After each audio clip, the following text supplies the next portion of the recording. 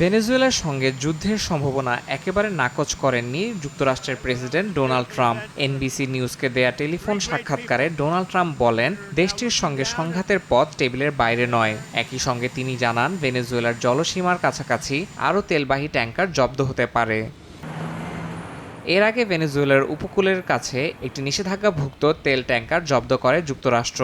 এই ধরনের কার্যক্রমের মাধ্যমে মাদুরো সরকারের উপর অর্থনৈতিক ও কূটনৈতিক চাপ আরও বাড়াচ্ছে ট্রাম্প প্রশাসন। উত্তেজনার মধ্যেই পুয়ের্তো রিকোর পন্সে ও আগুয়াদিল্লা বিমানবন্দরে প্রশিক্ষণ মহড়া পরিচালনা করেছে যুক্তরাষ্ট্রের সামরিক বাহিনী।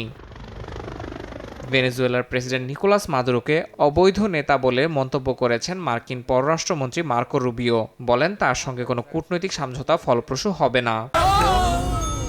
ডেন্টিস্টের পরামর্শ নাও নতুন কোলগেট অ্যাক্টিভ সল্ট। চাপ জোরদারে নিকোলাস মাদুরো, তার স্ত্রী ও ঘনিষ্ঠদের বিরুদ্ধে নতুন নিষেধাজ্ঞা দিয়েছে যুক্তরাষ্ট্র। মার্কিন ট্রেজারি বিভাগ জানিয়েছে, মাদুরো দম্পতির সঙ্গে সংশ্লিষ্ট 7 জনের ওপর নিষেধাজ্ঞা আরোপ করা হয়েছে। ট্রেজারি সেক্রেটারি স্কট বেসেন অভিযোগ করেন, মাদক রাষ্ট্র টিকিয়ে রাখতে ভূমিকা রাখছে মাদুরোর ঘনিষ্ঠরা। ইয়াসিন মোহাম্মদ জিসান, সময় সংবাদ।